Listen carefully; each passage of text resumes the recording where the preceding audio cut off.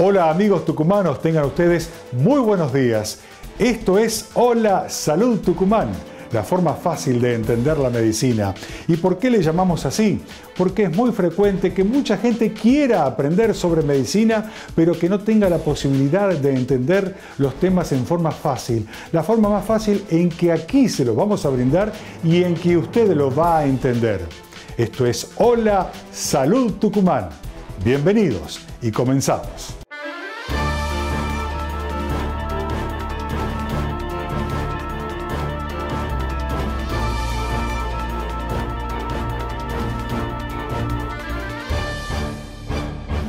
En este bloque vamos a hablar sobre oftalmología y hoy lo hacemos en compañía del doctor Ignacio Liszczynski, un prestigioso oftalmólogo de la ciudad de Tucumán. Hoy vamos a seguir conociendo sobre tecnología aplicada a la oftalmología. En este caso vamos a conocer un equipo que se llama HRT, un equipo que sirve para estudiar la retina del ojo y hacer fondo de ojo también. Equipo de última generación, tecnología muy moderna con la que hoy dispone el doctor Ignacio Liszczynski. Vamos a conocer esta tecnología en profundidad, para qué sirve y cómo es que se aplica.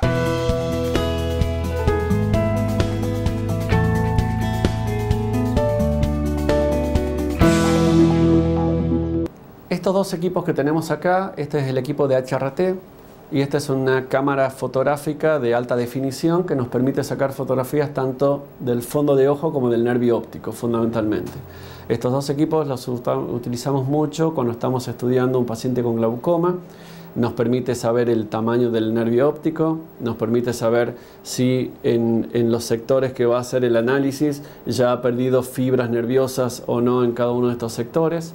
Una fotografía real del paciente del nervio óptico nos permite saber en el tiempo si eso está cambiando o no, si hay palidez, si hay hemorragias, si hay una serie de factores que pueden cambiar en el tiempo y yo los puedo ir comparando.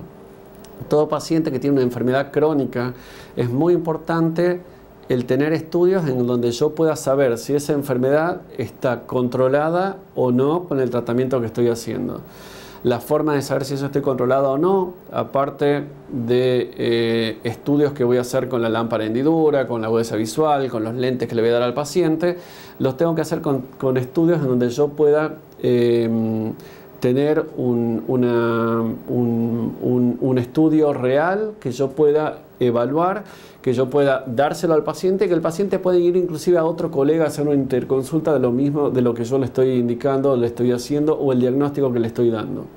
El contar con estudios realizados tanto con el HRT, realizados con una fotografía de alta definición, el tener por ejemplo como un OCT o tener cualquier tipo de estos estudios es muy importante para toda persona que tenga algún tipo de patología crónica. El paciente irá formando su carpeta, irá teniendo cada uno de estos estudios. Esos estudios le pueden servir para saber cómo está él mismo en el tiempo, para que el profesional le explique qué está pasando, para que él mismo le pueda mostrar a un familiar qué es lo que le está pasando, para que pueda hacer una interconsulta, inclusive en otro centro con los estudios. Es muy importante tener algún tipo de fotografía, tener algún tipo de reporte de lo que uno está teniendo para que uno pueda saber qué está pasando en el tiempo. Cuando uno atiende a un paciente por primera vez en el consultorio de uno que viene a hacer una interconsulta por algún tipo de patología que tiene, muchas veces lo que uno le va a solicitar, después de preguntarle al paciente hace cuánto tiempo que tiene el problema, qué tratamiento realizó hasta la fecha, si se le realizó alguna intervención quirúrgica, es si tiene algún tipo de estudio o si tiene algún tipo de reporte de cosas que le hayan hecho hasta el momento. El realizar estudios al paciente no solo es útil para el médico, para saber el estadio en que está de su enfermedad, es muy útil para poder explicarle a los familiares, a los parientes y a la misma persona que hizo la consulta, al mismo paciente que hace la consulta, qué le está pasando, por qué no está viendo con cada ojo.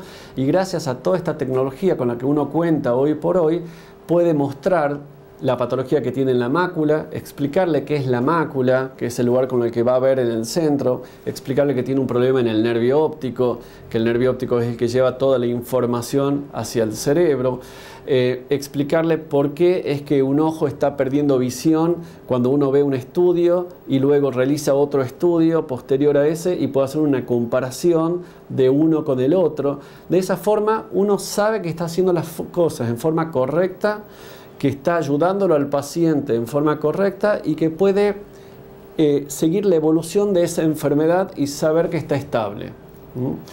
Lo más importante, que lo que a mí me gustaría saber como profesional cuando tengo a alguien enfrente mío con algún tipo de enfermedad o lo que sea, es saber cómo está ahora, poder estadificar, poder saber qué tan avanzada está esa enfermedad que tenga ese paciente, poder tener una impresión de cómo está hoy y que ese paciente en el tiempo yo le pueda decir que esa enfermedad está estable y que no ha cambiado y que no ha empeorado. Si tengo algún tipo de tratamiento para hacer, para mejorarle la agudeza visual, poder mostrar cómo está mejorando eso también en cada uno de los estudios que uno va haciendo en el tiempo. Por lo tanto, cuando uno solicita muchas veces estos estudios en formas reiteradas, es para poder saber realmente cómo está evolucionando esa enfermedad y si uno está haciendo las cosas en forma correcta o si la enfermedad, a pesar de ser los planteos que uno fue haciendo, el paciente fue haciendo el tratamiento en forma minuciosa en cada una de las cosas que uno dijo, sin embargo, todo sigue progresando y la enfermedad hay que hacer algún tipo de cambios en la estrategia que uno está haciendo con ese paciente.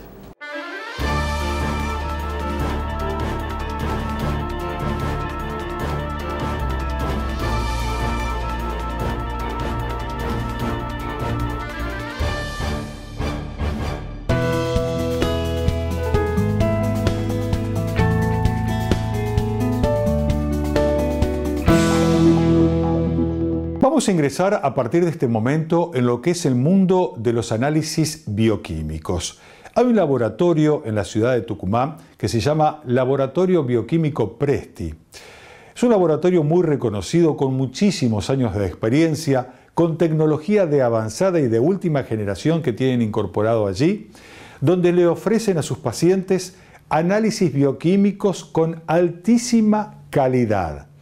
Y esto es importante, ¿por qué? Es importante porque cuando su médico clínico o cualquier especialista médico le indica un análisis bioquímico para obtener algún tipo de dato, es importante que este análisis esté muy bien hecho. Primero, que la persona se prepare como corresponde para hacer una buena muestra para obtener un buen resultado. Y a partir de un buen resultado, el médico puede llegar a un muy buen diagnóstico. Fíjese qué importante todo lo que le he mencionado.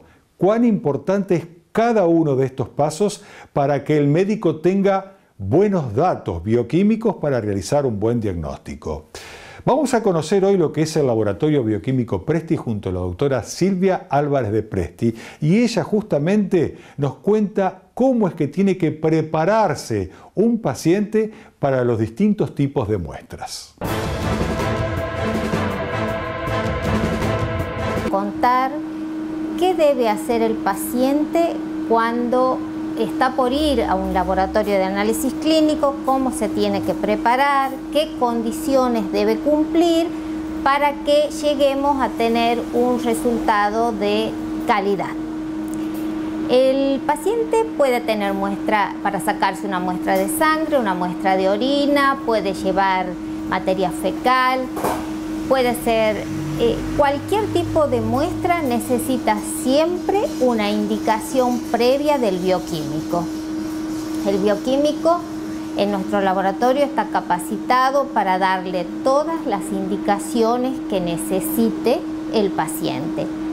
Es necesario que el paciente cumpla con las indicaciones del bioquímico para que los resultados sean lo más que tengan la más alta calidad posible. En un análisis de sangre a veces no solo es necesaria la condición de un ayuno de 8 horas, muchas veces necesitamos otras condiciones que no son complicadas, pero que sí las tiene que cumplir el paciente. Esto sobre todo se da en lo que hace a análisis hormonales. Los análisis hormonales son análisis especiales que los realizamos en el laboratorio con una calidad altísima porque tenemos una muy buena tecnología, pero también necesitamos la preparación previa a la extracción para que esa calidad se mantenga. Las hormonas necesitan condiciones que hay que cumplirlas, como por ejemplo, queremos estudiar el ciclo menstrual de una mujer. Para ello necesitamos saber cuándo ha sido su última menstruación para poderle dar determinadas fechas en las que debe hacerse determinados análisis. Habrá análisis que tendrá o se podrá hacer los primeros días del ciclo, habrá otros que los llamaremos en otro momento, a mediados del ciclo, tratando de buscar el pico preovulatorio. Quizás tenemos que hacerlo en la última fase del ciclo, o sea que son distintos momentos que necesitamos sacar las muestras para que sean realmente sirva ese estudio, digamos, del ciclo menstrual. Hay hormonas que están relacionadas con el sueño. Necesitamos que la condición del paciente esté despierto determinado tiempo antes de hacerse la extracción. Hay hormonas que están muy relacionadas con el estrés. Hoy es un tema que tenemos todos los días tenemos un cúmulo de cosas que hacer, llegamos al laboratorio todo corriendo. No, a ver, ¿qué vamos a hacer si yo tengo una hormona de estrés que sacar? ¿Lo voy a hacer descansar al paciente? Sí, no, le voy a dar la indicación previa para que él desde la casa venga ya listo, ¿sí? Sin estrés, y así vamos a poder evaluar mejor el resultado cuando lo tengamos en nuestras manos. Hay otras hormonas que necesitan, por ejemplo, la recolección en orina, hacer la determinación en orina de 24 horas. A veces al paciente le resulta bastante tedioso esto, pero yo les pido que lleguen al laboratorio, consulten, nosotros le vamos a dar todas las indicaciones por escrito, en forma verbal y el material que necesitan para hacer ese tipo de análisis, ¿sí? Esto es porque hay muchos metabolitos que no se eliminan en forma constante durante el día, sino que tienen fluctuaciones. Entonces necesitamos, todavía no han sido reemplazados por otras metodologías que usan una sola muestra. Bueno, son muy útiles esas determinaciones donde tenemos que evaluar qué pasa durante todo un día. Entonces, lléguense al laboratorio, le daremos la indicación que corresponda. Queremos ver la función renal, es importante cumplir también esta condición. La recolección debe ser perfectamente bien hecha. Para eso estamos nosotros, los bioquímicos, que los asesoramos, estamos todo el día en el laboratorio, desde la mañana a la noche.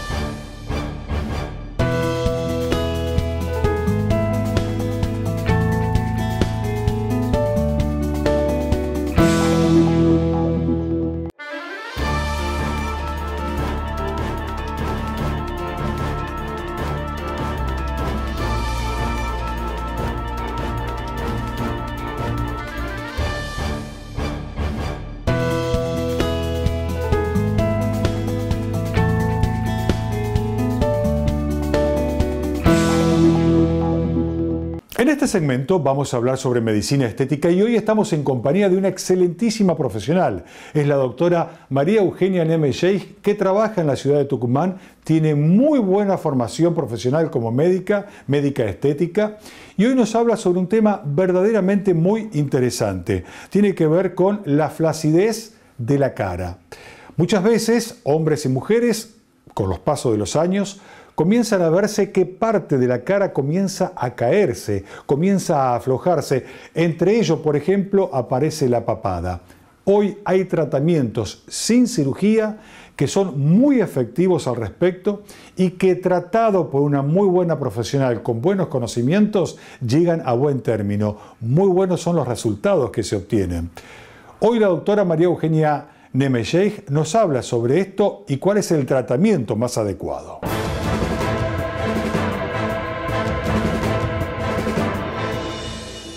Bueno, la flacidez cutánea es una patología que nos comienza a preocupar a partir de los 45 años de edad.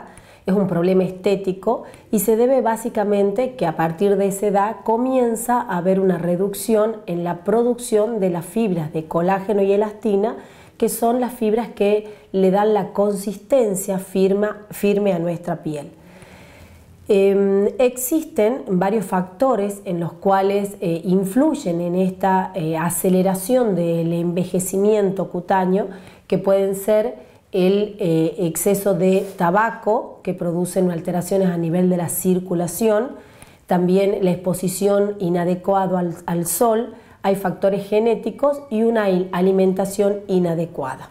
Hay que tener en cuenta que con el paso de los años, las uniones que estabilizan las fibras de colágeno y elastina se van alterando y eso da lugar a que una estructura que es firme generan en forma de ovillos y eso hace que aparezcan las indeseadas arrugas y también la flacidez cutánea. Dentro de los factores que podemos utilizar para prevenir la aparición de esta flacidez cutánea es, por un lado, una exposición al sol de manera adecuada con factores de protección solar. La alimentación también es muy importante, el consumir vitaminas y minerales que actúan como antioxidantes y no haber tantos ascensos y descensos de peso que también producen una alteración en esa consistencia firme de la piel.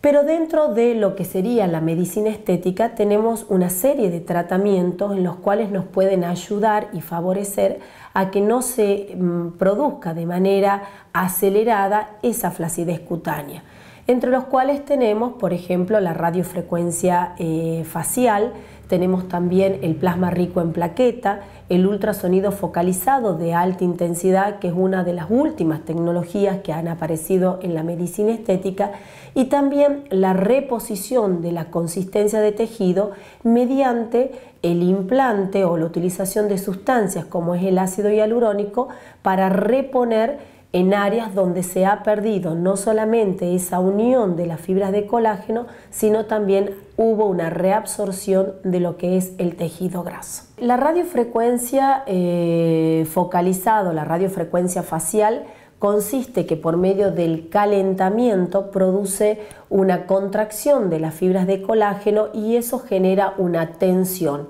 Y también está dado por la estimulación de unas células que son los fibroblastos, los cuales van a dar lugar a la formación de un nuevo colágeno o que también se denomina la neocolagénesis, un colágeno nuevo.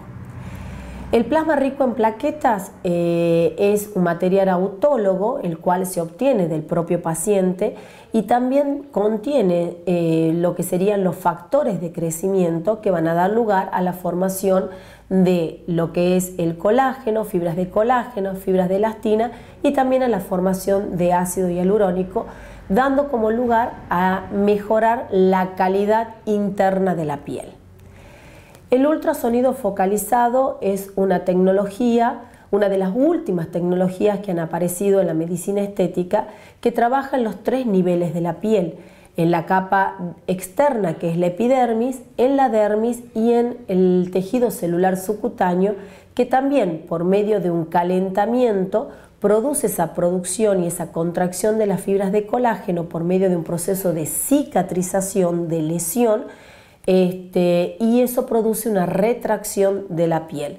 Esta tecnología es muy buena, con muy buenos resultados, sobre todo en el tercio inferior del rostro, que es cuando vamos viendo que a partir de los 35 años esto va perdiendo ese óvalo facial y aparece la tan desagradable papada.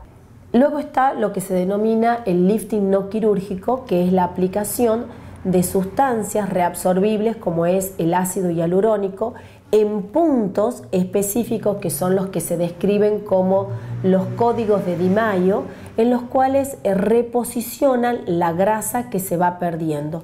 Y esto genera que empecemos a marcar en nuestro rostro rasgos en los cuales hemos perdido a partir de esos 35 años, dada a esa pérdida de estabilidad o de consistencia que nos generan las fibras de colágeno y de elastina.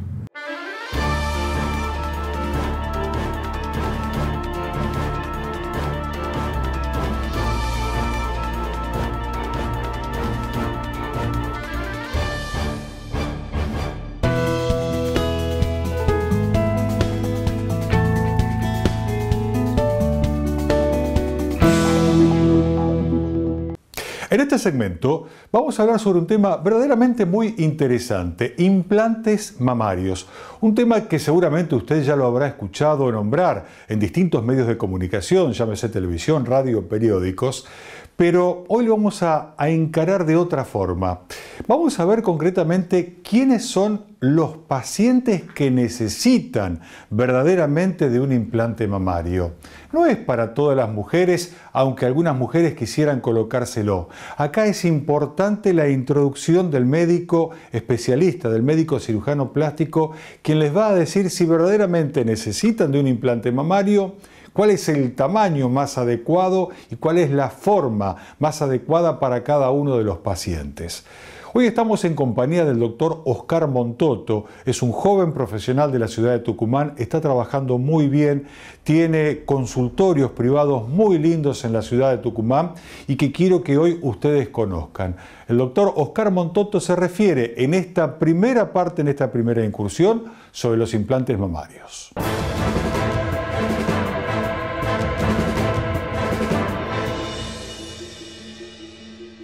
La consulta más habitual para cirugía de implante mamario se realiza generalmente por una cuestión estética. Esa es la consulta principal. Va dirigida a pacientes que quieren aumentar el tamaño porque se sienten generalmente inseguras, porque tienen mamas pequeñas o solamente porque quieren verse mejor en el espejo. Otra consulta habitual es también por pacientes que sufrieron un cáncer de mama. Entonces nosotros vamos a hacer la reconstrucción de su mama por medio de implantes en distintos tiempos que después los voy a aclarar y lo voy a especificar con más detalle. Dentro de la cirugía de mama, con el tiempo se ha ido evolucionando y de una gran manera, no solamente en las técnicas quirúrgicas, sino también se ha ido evolucionando con el mismo implante. Desde los principios de los años 80 o un poco antes que se empezó a hacer esta cirugía de mama, que llevamos millones de cirugías en el mundo, han ido cambiando tanto la forma del implante como el relleno del mismo y la cobertura de estos. Han ido mejorando y al principio nosotros teníamos implantes que siempre eran completamente lisos alrededor y adentro tenían un gel líquido de silicona. ¿Qué pasaba? Ese implante en algún momento se podía llegar a romper y ese gel de silicona podía llegar a migrar en el organismo y eso generaba complicaciones. Las compañías farmacéuticas, los laboratorios han visto ese problema y han ido cambiando y mutando sobre todo el contenido que tienen adentro. Hoy en día los implantes de siliconas, generalmente los que yo uso principalmente, ya no son los lisos sino son texturizados. O sea, la cobertura es diferente y en el relleno tiene algo que se llama un gel cohesivo. ¿Qué significa eso? Que si yo lo llevo a cortar el implante por la mitad y lo aprieto, se forma como una burbuja de gelatina y se vuelve a meter todo. ¿Por qué? Porque todas las partículas están unidas entre sí. Eso disminuyó de una gran manera el riesgo de la ruptura del implante mamario y su migración en el organismo de su contenido. También tenemos distintas formas de implantes. Hay implantes que son redondos, como este, y hay implantes que tienen una forma anatómica. Las indicaciones, evidentemente, van a ser para mujeres que tienen distintas formas de mama. Para una vamos a poner un tipo de implante y para otra vamos a elegir el otro. Esta cirugía es una cirugía que ya no necesita recambio cada 10 años como necesitaba antes. Uno antes ponía un implante y ya sabía que a los 10 años o a los 7 años había que cambiar ese implante. Hoy en día, con un control continuo y con un control anual, si todo está bien, no necesita cambiar el implante. También se puede dar de amamantar con las prótesis puestas, o sea que una paciente joven ya se realiza la cirugía y el día que quede embarazada y tenga hijos no va a tener ninguna complicación. No hay una relación directa tampoco con el cáncer de mama y es muy difícil que tengamos una ruptura de este implante. Por ejemplo, algunas veces se ve en la televisión que si uno sube un avión, que eso se puede romper, y eso es totalmente falso porque son muy resistentes.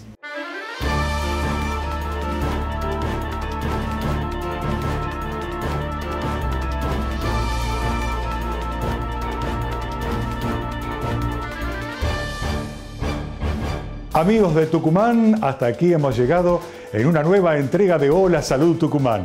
Será hasta la próxima semana en el mismo día y horario. Un nuevo encuentro junto a nuestros profesionales médicos. Hola Salud Tucumán. Será hasta la semana que viene. Muchas gracias por su compañía.